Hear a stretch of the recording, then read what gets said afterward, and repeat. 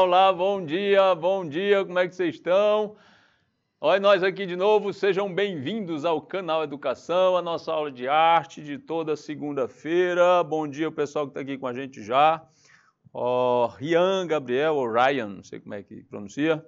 Adriana, Elesbão, Joel, Joselande, Joselane, meu Deus do céu, Joselane Silva, desculpa.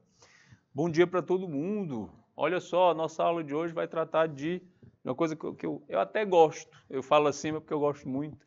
Fotografia, história da fotografia no Brasil. A gente já falou de fotografia algumas vezes, né, da história da evolução, né, dessa técnica artística, que só foi considerada arte em si a partir dos anos 80, né? E a gente vai ver aqui como é que a fotografia se desenvolve no Brasil. Hoje são 7 de novembro, cheirinho de fim de ano, roteirão aí da nossa aula, História da Fotografia no Brasil, conhecer e estabelecer relações formais e simbólicas entre análise estética, contextualização e processo de produção visual. E no finalzinho, resolução de questão, como é de praxe a gente fazer aqui, tá? Antes de falar de história da fotografia no Brasil, vamos dar uma revisada sobre a história da própria fotografia, tá certo? Então vamos lá, essa história aí estuda as imagens produzidas a partir da exposição de material fotossensível. Lá se vai mudando a tela de novo, porque não peguei aqui a caneta, minha gente. Olha lá, material fotossensível. Professor Deus, o que é isso? O nome está dizendo aí, explicando, né? É um material sensível à luz. Luz, em grego, foto. E aí tem, né, sensível à luz. Também estão inclusas aí, né, incluídas, as que foram captadas pelas lentes, né, das modernas máquinas fotográficas digitais. Então, a história da fotografia pega tudo isso. Igualmente se ocupa em entender os diferentes aparelhos que possibilitam reter a imagem e imprimi-la numa placa de vidro, de metal, de gelatina ou de papel. Ou seja, a história da fotografia é incumbida de tudo isso aí. E a origem etimológica de fotografia vem do grego, significa gravar com luz. Foto significa luz. E escrever e gravar em grego se diz graphen. Então, seria algo como fotografen ou fotografia. Certo? Bom, dito isso, e passando adiante, lembremos aqui da origem da fotografia. As primeiras experiências fotográficas de químicos e alquimistas datam de cerca de 350 a.C. Ave Maria, tudo isso. Imagina aí, 350 anos antes de Cristo. Nós estamos em 2022 depois de Cristo, segundo o parâmetro contemporâneo. Então seria, né, muito mais de muito tempo. Mas como assim eles já tinham essa preocupação, né? Bom, todavia foi em meados do século X que o árabe, meu nome dele aqui, Al-Hakem de Basora, de Basora, ele percebeu a natureza das imagens que se projetavam no interior de sua tenda trespassada pela luz solar.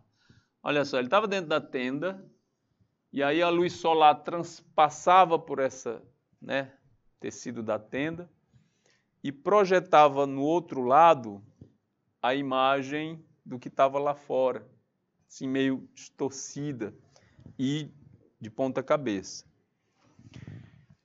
Eu posso atestar esse experimento porque eu mesmo tive essa experiência uma vez, quando eu estava deitado na cama e o dia estava amanhecendo e a fresta do telhado tinha uma frestazinha, né, na telha, e um raio batia na parede do outro lado e eu percebi umas coisas se movimentando, até quando eu fui percebendo que eram as nuvens.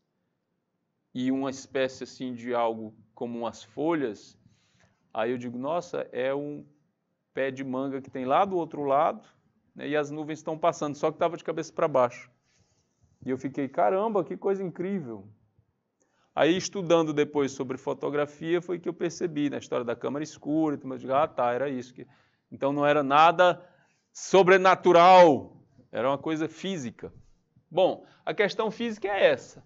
Agora, a questão química é fazer algo que pudesse registrar, né, marcar numa superfície fotossensível essa imagem. Então, em 1525, já se denominava técnica de... já se dominava. Tinha uma técnica lá que era dominada, que era essa técnica de escurecimento dos sais de prata. Eu fico me perguntando o que eles queriam escurecendo sal de prata. Mas, enfim, já se dominava essa técnica. Em 1525, ou seja, já o nosso Brasil, né, já tinha entrado em contato com os europeus. Pindorama já estava sendo invadida pelos europeus, né, há uns 25 anos já. Então já é renascimento aqui, é século XVI.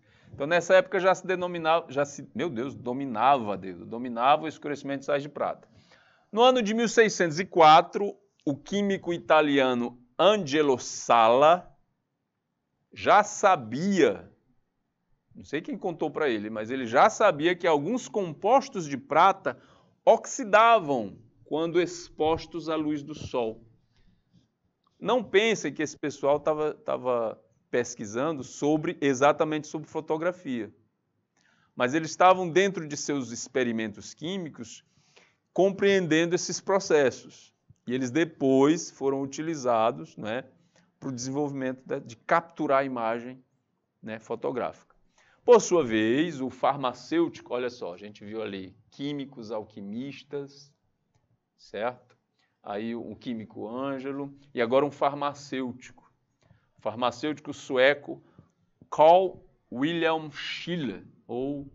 A gente traduzia esse nome aqui, a gente não traduz nome próprio não, mas Carl é Carlos, tá? William vai dar Guilherme lá no finalzinho, mas enfim. Carl Wilhelm Scheele viveu no século XVIII, viveu e morreu no século XVIII, 1742 a 1786. Ele viria a corroborar essa descoberta em 1777, ao demonstrar o enegrecimento de sais expostos à ação da luz. Então, o Ângelo descobriu, ele sabia, né, desses compostos de sais de prata que se oxidavam, e o Carl vai demonstrar esses enegrecimentos, certo? Em 1777. Então, essas coisas vão sendo registradas, estudadas e vão acontecendo, tá? No ano de 1725, foi a vez do cientista, eu ia dizendo cineasta, meu Deus, do cientista alemão Johann Heinrich Schulze. Eita. Johann em alemão é João, viu? Henrik deve ser Henrique. Então, João Henrique, o bichinho. Johann Henrik, foi o que ele fez? Ele projeta uma imagem durável numa superfície. A imagem dura, mas ela não persiste, ela não fica. Por isso que ele diz imagem durável, tá? Só dura um tempo, depois acaba. Aí ele realiza no início do século XIX experimentos... Por conseguinte, o químico britânico Thomas Wedgwood vai realizar no início do século XIX experimentos semelhantes ao do alemão João Henrique, Johann Henrik. Ok? Então é tudo isso. Um monte de gente experimentando através da história, várias situações em termos químicos e físicos, que vão dar em outros experimentos, em outras buscas, até chegar no que a gente vai chamar de fotografia mesmo. E a coisa vai evoluindo, certo? E a evolução da fotografia, que tiveram muitos pioneiros, né, que pesquisaram como fixar uma imagem no papel, ou seja, tirar uma fotografia, a gente falava muito isso, de tirar a foto, né, bater uma foto. Por que a gente falava assim? Porque a nossa experiência era muito analógica. A máquina fazia um barulhinho mecânico. para tirar a fotografia, para bater uma foto, né? Haviam estalos, haviam barulhos. O próprio flash, que começou com pólvora, o pessoal queimava pólvora no suporte para que brilhasse ao mesmo tempo que a máquina pegasse a imagem em lugares fechados. Isso, os primeiros flashes eram feitos de pólvora, de uma fumaça, um cheiro danado no estúdio. Mas, enfim, era tudo muito físico, muito analógico. Você sabia que no seu celular o barulho que a máquina fotográfica faz ao pegar a foto, ele é somente para te alertar que a foto foi feita? Porque ficou de costume, né, a gente escutar aquele barulhinho quando a máquina está sendo feita, quando a foto está sendo feita. Nem precisa. Uma máquina digital não precisa, não são meios mecânicos, exatamente, né? São meios virtuais, são meios digitais para gravar uma foto, então ele não faz barulho nenhum, não precisa. Se tem, é por causa de uma questão de identificação histórica que a gente tem com aquele barulho, nós mais velhos. Acho que daqui nas próximas gerações vai até sair esse barulhinho que faz quando tira a foto no celular. Alguns até deixam no silencioso e não fazem. Mas a gente tem essa identificação, pessoal dinossáurico que nem eu, a gente conhece mais, né? Tem certeza que a foto foi feita quando faz o barulho, tá certo? Então, tirar uma fotografia, fazer um retrato, também se diz muito isso. Tornou-se moda entre todas as classes sociais na segunda metade do século XIX, ou seja, a partir de 1800, né? E 30 mais ou menos. Bom, essa aqui, todo mundo já viu essa imagem em algum lugar, a primeira fotografia propriamente dita. É exatamente aqui que se instaura, não é? O ponto principal da história da fotografia, como sendo a criação da fotografia. A primeira fotografia propriamente dita, obra do francês Joseph Nicéphore Niepce, ou Joseph Niepce, ou só Niepce, para facilitar. Joseph, em francês, é José, tá? É o José Niepce. Ele estudava as propriedades do cloreto de prata sobre papel desde 1817 e obteve sua grande obra no verão de 1826. Curioso é que ele morre em 28, 2 anos depois. O que ele faz? Ele faz uma imagem, né, da paisagem a partir da janela do quarto dele. Isso daí foi gravado, né, em cloreto de prata sobre papel. A exposição para fazer uma foto hoje, ela é mais do que instantânea. Você faz em menos de segundos uma fotografia. Essa foto precisou ficar em exposição, a máquina precisou ficar aberta com o que a gente chama o que a gente chama de eu esqueci, né, um pedacinho que abre assim para pegar a luz, né? Diafragma, acho que é isso. 8 horas. Ficou exposta durante 8 horas para conseguir essa foto. Se fosse para fazer a foto de alguém, a pessoa tinha que ficar parada durante 8 horas na mesma posição. O que é complicado, difícil. Pergunte para a intérprete de livro, que ela fica sentada a aula todinha, mexe só os bracinhos. Ela fica ali, acho que no fim da aula, né? Incomoda, incomoda. Imagine ficar 8 horas parado para fazer uma foto. Então foi isso que aconteceu. Ele conseguiu essa foto, o Niepce, tá? Por causa disso, a primeira fotografia propriamente dita ganha esse status a partir daí. Beleza. Até aí tudo bem. E o que aconteceu no Brasil? Como é que essa questão de tirar foto veio para o país? O interessante, gente, é que tanto a fotografia, o cinema, o rádio, o avião, outros inventos importantes para a humanidade, praticamente aconteciam pesquisas paralelas na Europa, nos Estados Unidos e aqui no Brasil. O avião a gente sabe a história que é, né?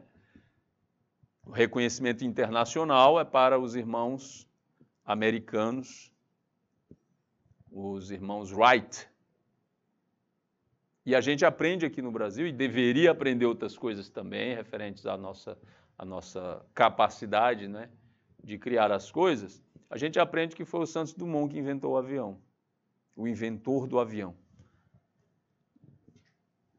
A fotografia acontece aqui no Brasil de maneira quase paralela, ou paralela mesmo.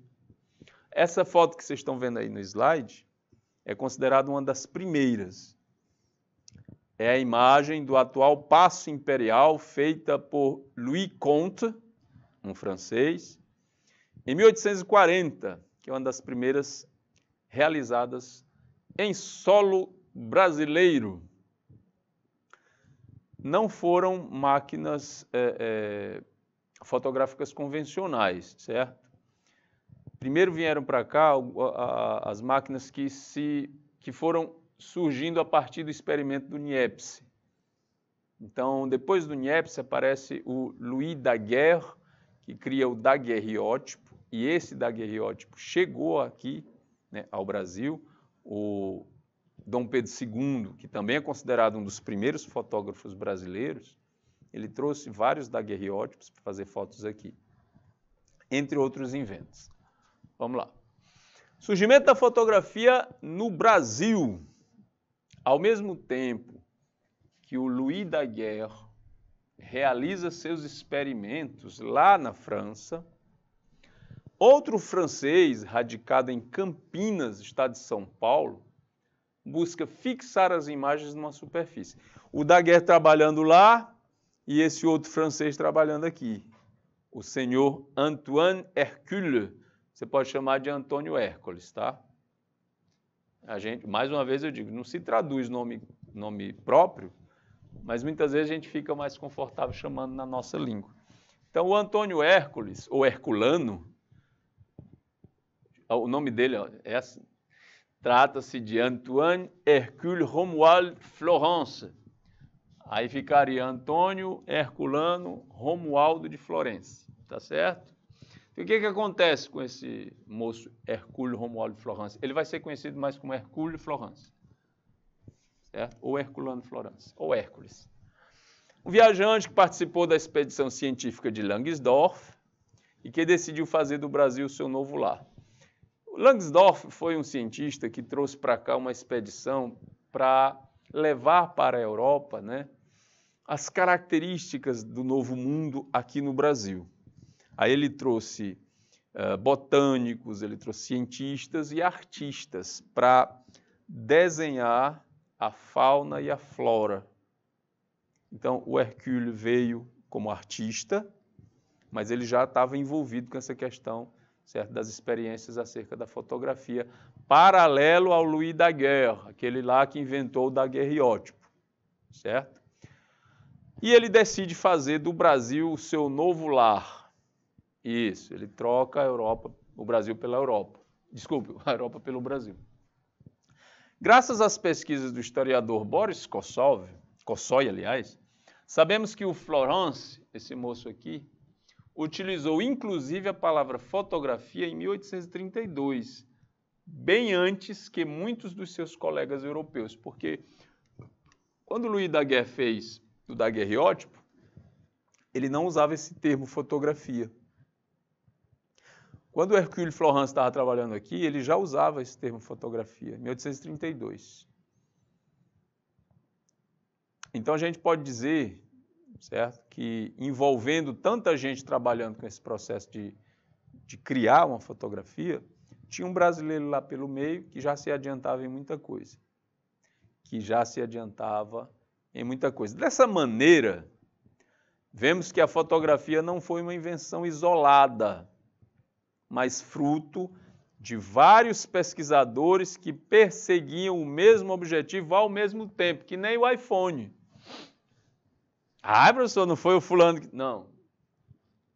Resultado de um bocado de coisa misturada ao mesmo tempo, aí dá lá no chamado smartphone, o primeiro foi o iPhone, né? Também o trabalho para fabricar o negócio daquilo ali é na mão de muita gente, certo? Mas aí fica no nome só do dono da empresa. Vamos lá. todo mundo perseguia, quando eu digo todo mundo estava envolvido, né? Perseguia esse mesmo objetivo, que era fazer uma fotografia. Aí consegue lá o Niepce, na primeira fotografia. O Louis Daguerre fez o que com o daguerreótipo? O aparelho que o Niepce usou era imenso e pesado para fazer aquela primeira fotografia. Aí o Daguerre diminui a coisa, fica menor e o tempo de exposição também cai para meia hora. Depois ele consegue isso fazer cair para 15 minutos, depois 10, depois 3. Aí vem o seu Kodak, um americano, inventa uma máquina menor ainda, isso o termo fotografia já estava sendo usado. E aí cai para 15 segundos a exposição. Hoje, se você parar para pensar, ficar parado 15 segundos para tirar uma foto, num celular, é meio que muito tempo, né? 15 segundos dá para você fazer umas 40 fotos no celular. Tem inclusive um botão específico para múltiplas fotos. Sabia disso? Não sabia? Está sabendo agora. Bora lá. Sobre a fotografia, a gente pode tirar aqui algumas curiosidades. Primeiro, a história do Dom Pedro II, do envolvimento dele com a fotografia aqui no Brasil. Considerado o maior colecionador de fotografias do século XIX. Ele, Dom Pedro II, era o maior colecionador de fotografia do século XIX. Dom Pedro II, ele era meio geek, podemos dizer assim, com a questão da tecnologia e da cultura geral. Então ele gostava muito de novidades tecnológicas. A voz dele foi uma das primeiras vozes veiculadas através do rádio, quando ele ainda estava, o rádio, né, em experimento, numa feira de tecnologia na França. Ele foi lá e visitava essas feiras o tempo todo. Quando a Torre Eiffel foi levantada na feira de 1889, ele estava lá. E aí ele falou, foi uma das primeiras pessoas que falou no rádio, né, quando ainda era um experimento. E ele estava buscando sempre essas inovações e trazia para o Brasil. Ok? Então, ele não teve tempo de levar a sua preciosa coleção para o exílio. Sim, quando deram o golpe da República, né, e aí destituíram o imperador do cargo, ele não teve tempo de carregar para o exílio a sua coleção. Meses mais tarde, ele faz uma doação dessa coleção, certo? Para quem? Para o acervo, um acervo de mais de 25 mil imagens, para a Biblioteca Nacional. Aí a Biblioteca Nacional fica responsável, né, de ter esse acervo. Parte desse acervo foi encontrado dentro de uma lata, de uma caixa, com as fotografias emboladas e pregadas uma na outra. Eram fotografias ainda inéditas, ou seja, não tinham sido expostas ainda, da coleção do Pedro II. Isso está com, salvo engano, está com uns 15 anos que isso aconteceu. E aí eles conseguiram, através de banhos químicos, né, descolar uma fotografia da outra sem estragar, e foi feita uma nova exposição, né, dessas imagens encontradas lá no depósito da Biblioteca Nacional, né? Mas ele fez essa doação com uma condição, que o conjunto levasse o nome da imperatriz Teresa Cristina. Olha só que bonitinho, né? Que romântico. A esposa dele, a imperatriz, deveria levar, a coleção deveria levar o nome dela. E parece que naquele tempo todo mundo queria agradar a Teresa Cristina, botando o nome dela das coisas, né?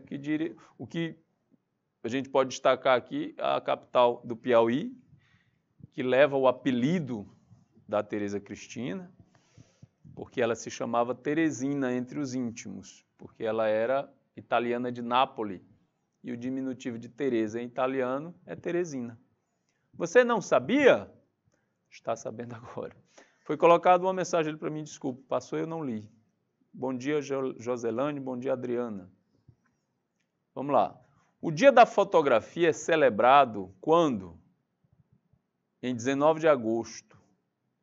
Foi a data que o francês Louis Daguerre apresentou o seu invento na Academia de Ciências da França, em 1839. No mesmo ano, o Estado francês declara o daguerreótipo como um bem de domínio público. Aí se destaca o Dia da Fotografia por causa desse evento, certo? É até meio aleatório, porque não dá para você especificar um evento dentro da história da fotografia que possa ser considerado o mais importante ou menos importante. Mas como o daguerreótipo tornou o processo mais rápido e o aparelho era portátil, aí se considera mais ou menos algo, certo, que desse característica de importância, né, para ser celebrado como o dia da fotografia. Porque a gente trata aquilo da atividade, né, quanto mais popular, melhor. Então, o que popularizou foi essa coisa do tempo que diminuiu, certo, e da portabilidade do aparelho, do daguerreótipo. Levando em consideração isso aí, né, penso eu que o dia 19 de agosto é escolhido por essa razão. Está bem? São características, curiosidades, né, sobre a fotografia. Adiante. Entre tantos debates acalorados que buscaram definir quem foi o criador da máquina fotográfica, descobriu-se que ao longo da influência europeia, longe da influência europeia, o qual era considerado o centro da civilização, a Europa era considerada o centro da civilização no século XIX, no século XX, e isso está começando a ser contestado agora no século XXI. Não está começando a ser contestado, não, já era contestado há muito tempo. Mas a contestação está criando corpo, vez e voz. Apaixonado pelo Brasil, esse Hercule de Florence, a gente já falou dele bem aqui, tá? Longe de lá habitava um aventureiro francês aqui no Brasil, isolado nos confins do Novo Mundo, na cidade de Campinas, em São Paulo, o inventor Hércules Florence. Apaixonado pelo Brasil e esquecido pelos europeus, ó, tadinho, ninguém quis mais saber dele lá, ele chega aqui em 1824, no Rio de Janeiro, por meio de uma expedição a qual ele abdicou para explorar o país do Novo Mundo. Ele abdicou, ele foi chamado para participar da expedição de Langsdorff, mas ele quis fazer outra coisa, então ele deixou de lado, certo? Após uma longa expedição pelo interior do país, registrando com relatos documentais e ilustrações a fascinação, teria o seu revés. O inventor sentia-se exilado em um mundo onde a prioridade social era voltada exclusivamente para o mercantilismo, pouco importando se havia intelectuais dedicados ao registro e à criação. Castigado pela ambivalência do amor que sentia pelo país tropical, Florence desabafou em seu diário a frustração em tentar mostrar a sua criação e ser ignorado. Ele está falando aí dos processos que ele passou para criar também, para participar também da criação da fotografia. Então, é um sentimento de todo cientista que trabalha e não é reconhecido. Não estava sendo reconhecido o esforço dele na Europa, não estava sendo reconhecido aqui, certo? E ele meio que desabafa isso no seu diário. Essa era a situação, né, a atmosfera em torno desse moço, aqui pintado pelo Oscar Pereira da Silva, né, o Hércules Florence. Isso fez com que ele desistisse? Não, ele foi adiante, certo? Mas não foi tão adiante quanto aquilo que já estava sendo feito na Europa, certo? Então, em vez de continuar com a questão de fazer, né, um aparelho fotográfico, ele foi mais, né, usando o que já estava aparecendo, né, chegando no Brasil. Como artista, ele já tinha seu espaço de privilégio, artista europeu. Porque naquela época, Dom Pedro II investia muito nas questões da arte, da tecnologia, né, das ciências, principalmente a questão artística, porque era um meio pelo qual ele poderia fazer propaganda dos seus feitos como governante do país. Então, aqueles quadros que a gente conhece da época do neoclássico, o Grito do Ipiranga, a Guerra do Havaí, outros quadros que eternizam feitos, né, do governo brasileiro naquela época, são de autoria de artistas que tiveram o apoio tanto financeiro como intelectual do Dom Pedro II, inclusive com bolsas para estudar na Europa, né, e voltar com esse acordo de trabalhar para o governo imperial, né, fazendo obras que pudessem enaltecer o trabalho desse mesmo governo imperial. Então esses artistas tinham um privilégio, e um dos privilégios do Hércules Florence foi ter acesso ao trabalho de fotografia que já estava sendo feito no Brasil através da aquisição de materiais pelo Dom Pedro II, certo? Mas o trabalho dele mesmo como pesquisador, como inventor, acabou caindo, né, numa vala, digamos assim, comum, por causa mesmo de como ele se sentia desapoiado. Vai lá, em 1840, aqui, gente, uma fotografia de 1860. Eu me impressiono muito com a pintura em geral, a pintura antiga, mas a fotografia é que me deixa assim, eu não sei explicar, eu fico meio embasbaquecido, porque é um registro real das coisas àquela época. E sempre me remete em pensar em como as pessoas viviam, certo? E como eram os costumes, o que elas faziam para... Como era o dia a dia, né, dessas pessoas. E a fotografia sempre traz esse impacto. Bom, em 1840, com a chegada do Louis Comte no Brasil, né, ele chegou com um daguerreótipo em mãos. Ele fez a fotografia tomar a atenção da família real, exclusivamente aos olhos de Dom Pedro II, onde se tornaria o maior divulgador da arte no país imperial e o primeiro fotógrafo brasileiro. No decorrer das décadas, isso aqui o Hércules Florence ainda não estava envolvido com o processo, né, da fotografia junto com o Dom Pedro II. No decorrer das décadas, diversos fotógrafos surgiram retratando especialmente as cidades do sudeste do país. Aí a gente vai ter o Marc Ferrez, que registrou o Rio de Janeiro e sua extasiante natureza, como também o registro do movimento urbano e a construção da cidade de São Paulo, feita por Militão de Azevedo, esse que fez essa foto, né, da ladeira do Ouvidor, em São Paulo, em 1860.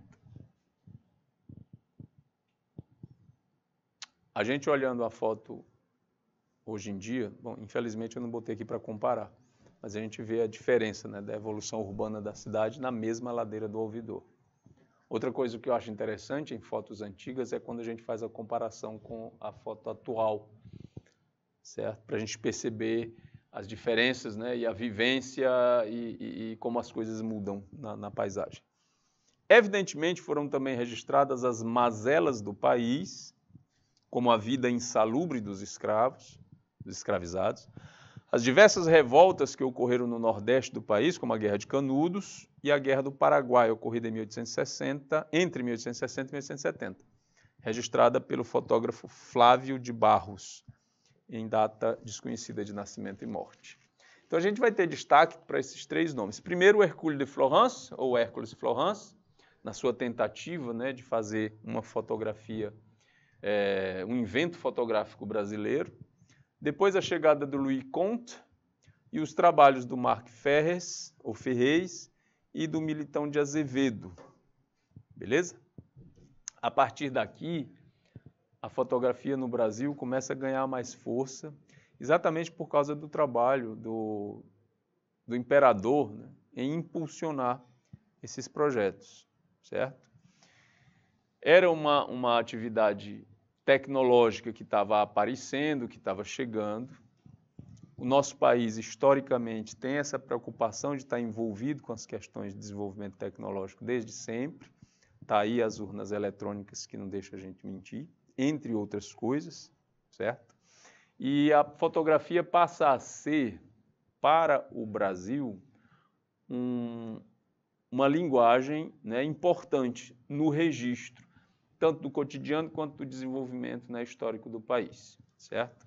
através de início desses três aqui, o Marco Ferrez, o Luiz Conte e o Militão de Azevedo. Agora vamos para uma característica da história da fotografia brasileira que é bastante intrigante. Não surpreendente, mas intrigante. O Brasil, durante mais de 300 anos, teve a escravidão na base da produção da economia. A economia desse país, até 1888 e um pouco depois, foi baseada na exploração do trabalho escravo. Primeiro tentaram com os indígenas, não deu certo. Mesmo por causa das questões, né, que envolviam mais o processo, né, de escravização dos indígenas, que eram mais dispostos, né, a lutar e correr e ir embora, certo?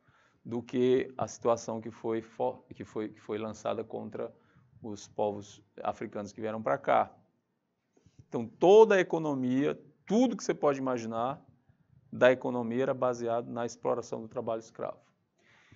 Escravizaram-se índios no início, né, nos primeiros anos da colonização portuguesa, e posteriormente verificou-se que o comércio negreiro era tão ou mais lucrativo do que a transação com o açúcar, que era produzido nos engenhos, cuja mão de obra negra marcava a participação africana na política mercantilista. Então, o Brasil é um país agrário, do agro, que explorava a mão de obra escravista, né? Mas assim, o que isso tem a ver com a fotografia? Os escravizados não tinham, como é que eu vou dizer, gente? Eles não eram donos nem do próprio corpo, quanto mais da própria liberdade, certo? E se fazer essas fotos que eu vou mostrar aqui, que estavam aí, que eu vou mostrar adiante, elas são, gente, cartões de visita. Elas são tipo cartões postais que eram vendidos para turistas sobre a condição. Era tão comum a condição da escravidão no Brasil que os escravizados trabalhando, as imagens deles eram vendidas como cartão postal, como cartão de visita. Aqui nessa figura, né, do Cristiano Júnior, Cristiano Júnior foi um dos principais exploradores desse mercado. Falando aqui da importância do Militão de Azevedo, do Marco Ferrez, do Luiz Conte, que introduziram a fotografia no país.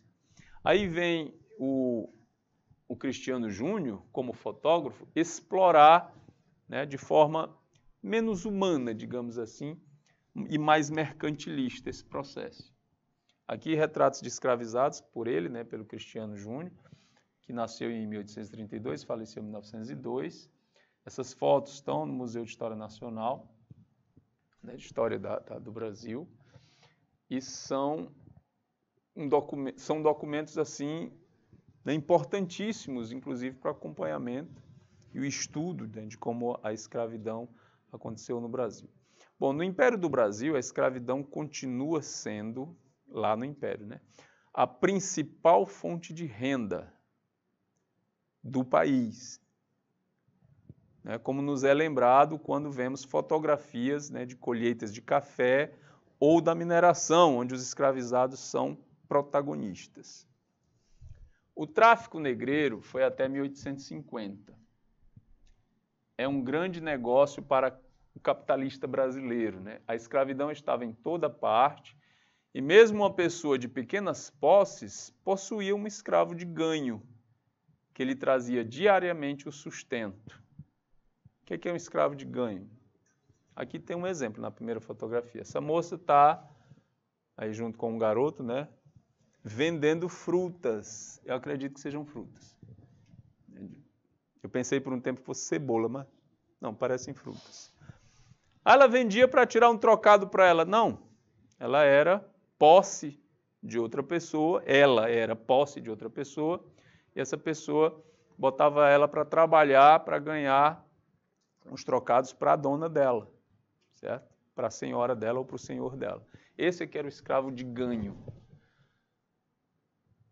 Se você não era rico o suficiente para ter uma grande leva de escravos, alguns conseguiam comprar pelo menos um ou dois para fazer isso, para vender coisas na rua e trazer o ganho para eles, chamados de escravos de ganho.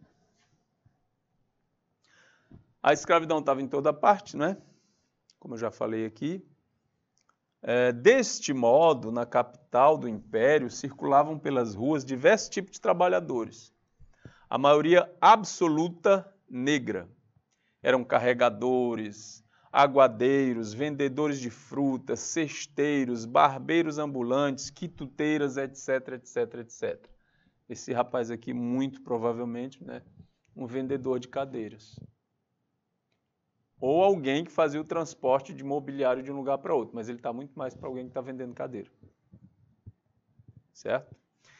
Nas ruas do Rio de Janeiro, de São Paulo, principalmente do Rio de Janeiro e de Salvador, mas também de São Paulo, o tráfego das pessoas nos seus comércios eram, em sua maioria, de pessoas escravizadas.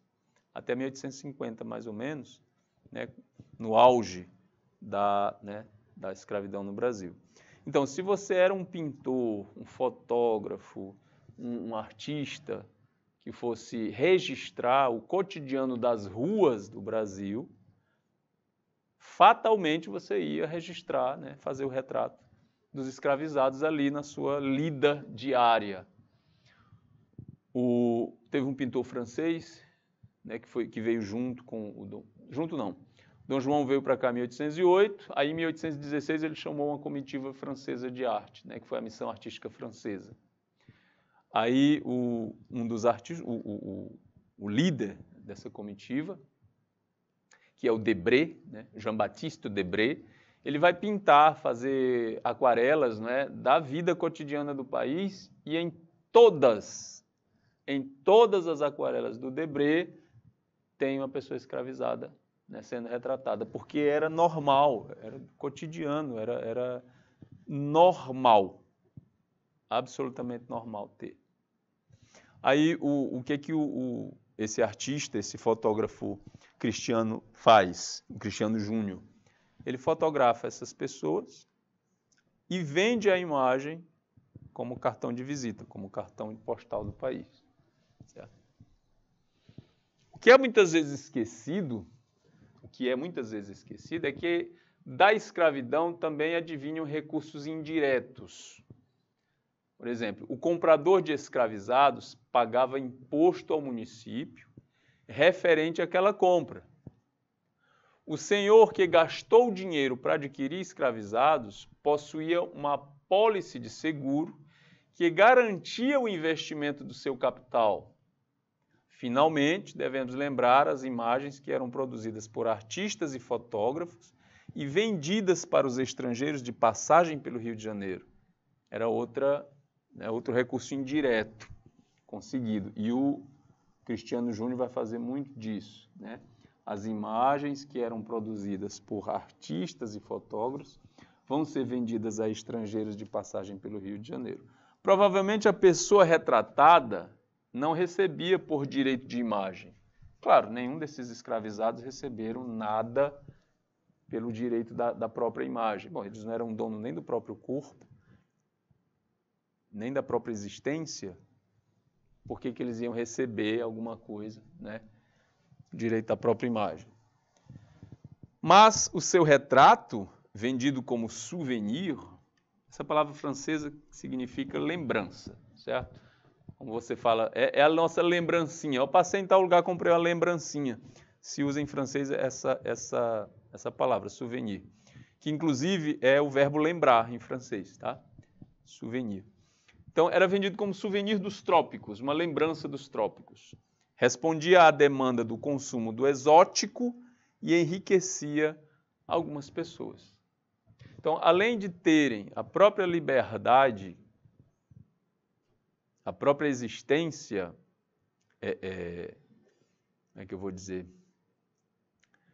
tomada, né, comprada, adquirida por outras pessoas, eles não tinham direito de receber nem pela própria imagem.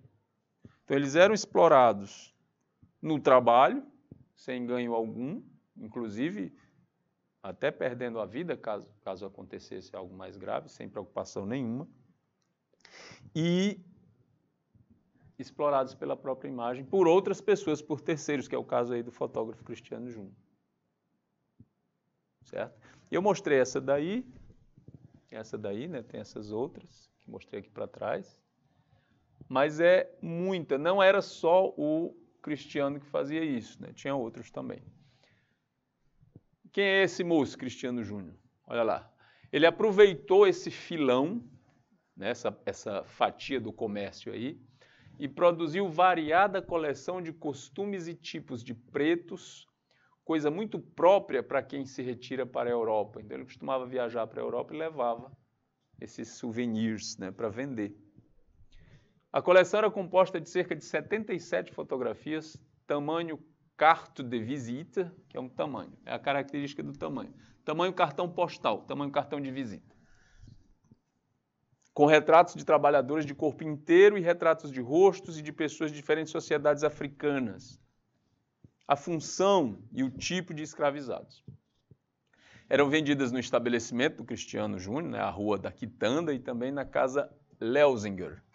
As fotografias tomadas no estúdio de Cristiano Júnior, feitas para os estrangeiros, não mostravam a paisagem, nem a cidade, nem as estradas. Exibem os escravizados. Provavelmente, essas pessoas, ao posarem, né, com seus instrumentos de trabalho, ganharam algum trocado do fotógrafo. Mas não é uma coisa que se tenha certeza. Mas com certeza eram escravizados, pois aqueles que aparecem de corpo inteiro estão todos descalços, o que marcava a condição escrava do trabalhador. Olha lá, descalço, descalço, descalço. Não sei se vocês tinham conhecimento dessa característica, mas o escravizado, ele não podia ter calçado.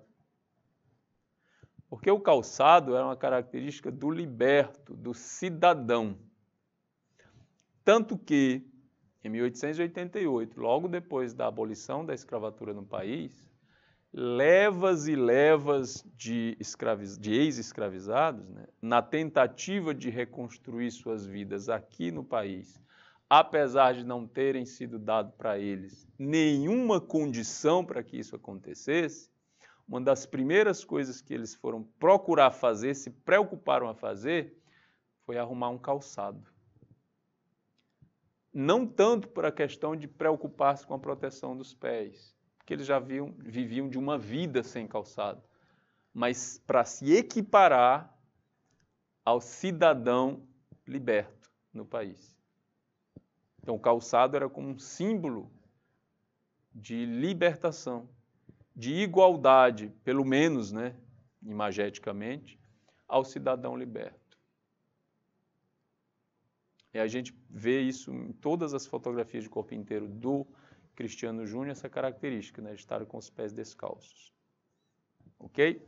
E mais uma vez aqui, né, o trabalho, esse aqui carregando alguma coisa, né, um caixote na cabeça. Aqui a gente tem tanto o barbeiro quanto aquele que está sendo atendido, né, é um escravizado. Muito provavelmente o dono do escravo levou ele até o barbeiro, até a barbearia para ser, né, para cortar o cabelo, para fazer a barba. Muito provavelmente o dono da barbearia tinha os funcionários, né, escravizados também. E entre outras milhares de situações diferentes, tanto essas aqui no Rio de Janeiro, mas acontecia na Bahia, acontecia em São Paulo, acontecia em Recife.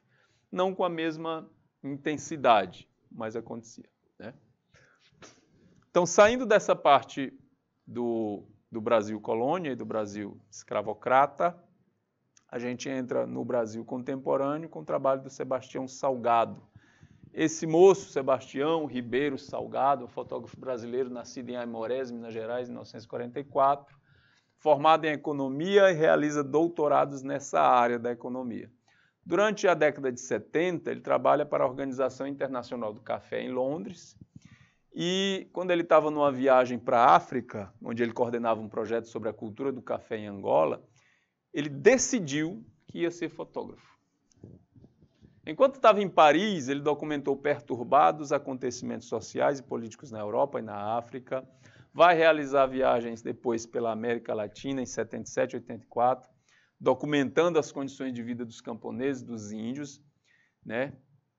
Isso tudo vai ser encontrado no livro Autres Amériques, ou Outras Américas, né, de 86. Fica 15 meses trabalhando com um grupo francês dos Médicos Sem Fronteira, percorrendo a região de Sahel na África e registrando a devastação causada pela seca na década de 80. Entre 86 e 92 vai produzir uma série chamada Trabalhadores, onde ele documenta o trabalho manual e árduas condições de vida dos trabalhadores em várias regiões do mundo. E em 94 criou sua própria empresa, a chamada Amazonas Imagens. Esse é Sebastião Salgado, esse é o nome do maior fotógrafo da contemporaneidade no mundo. Sebastião Salgado teve feito pelo filho dele um documentário, né, que contava a própria vida dele, que foi candidato a receber o prêmio do Oscar de melhor documentário. É uma figura ativista dentro da questão de valorização da luta por melhores condições de vida para várias sociedades, não só no Brasil como no mundo, e também da causa ambiental. Sebastião Salgado luta aqui no Brasil exclusivamente com essa questão do meio ambiente, né, principalmente na Amazônia, documentando, né, as mazelas que a floresta vive, assim também como as comunidades indígenas que habitam por aquela parte. Figura de extrema importância para a luta ambiental no país. Ele faz essas fotos. Aí, quando a gente for ver, na próxima semana, acredito eu, a gente for ver fotografia contemporânea, aí a gente vai falar mais dele e da característica que o trabalho dele tem com a revista National Geographic, certo? As fotografias do Sebastião Salgado trazem características muito peculiares ao trabalho dele, principalmente porque elas não são coloridas, elas são todas em preto e branco. Tá? Por quê? Segundo o próprio Sebastião Salgado, a gente tem uma visão mais ampla da imagem, né? Uma leitura mais ampla e mais dramática, mais poética, quando a foto está em preto e branco. Não é fácil, porque é um trabalho muito mais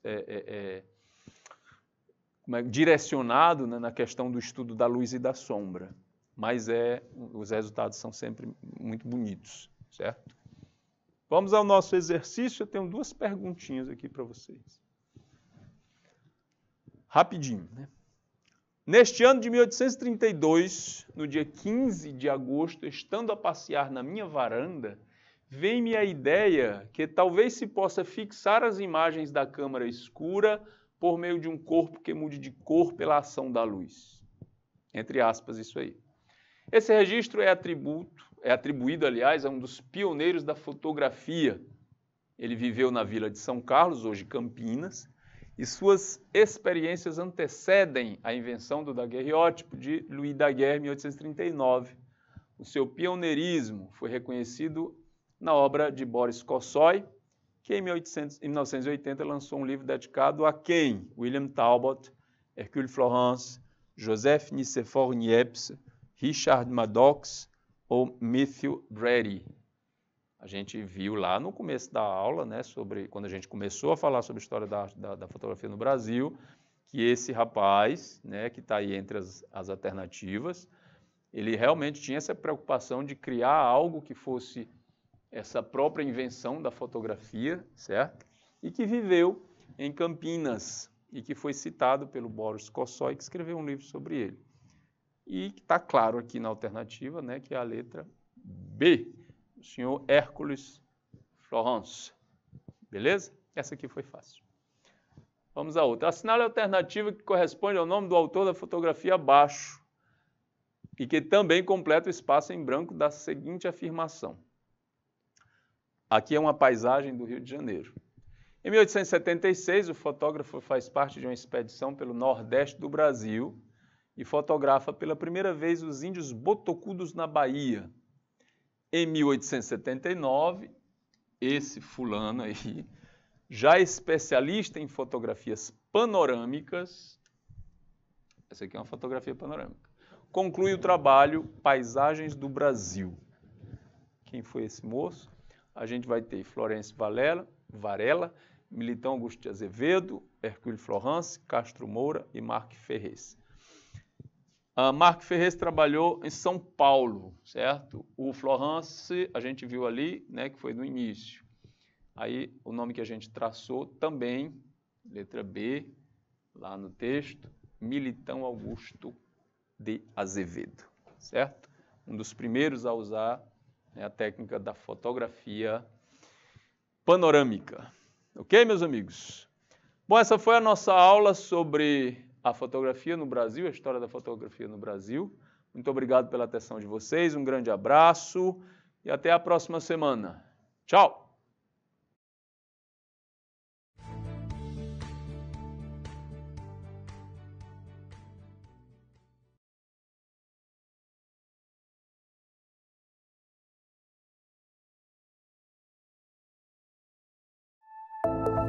Aprenda a manusear os kits tecnológicos do canal Educação. Primeiro, ligue o estabilizador. Em seguida, confira se todas as luzes do modem estão ligadas. Caso o LED da LAN estiver apagada, por favor, verifique o cabo de rede que fica atrás do modem. Veja se ele está mal conectado ou solto. Se estiver nessas condições, conecte ou verifique se está bem encaixado. Se as luzes estiverem piscando, significa que está funcionando perfeitamente. Agora ligue a CPU. Após o computador ligado, clique 2 vezes no ícone do IPTV. Com o IPTV aberto, ele estará logado automaticamente. Observe o canal em que você está logado. Se quiser maximizar, clique em Tela Cheia. Para aumentar ainda mais, clique neste botão. Para voltar para a tela reduzida, clique na tecla ESC.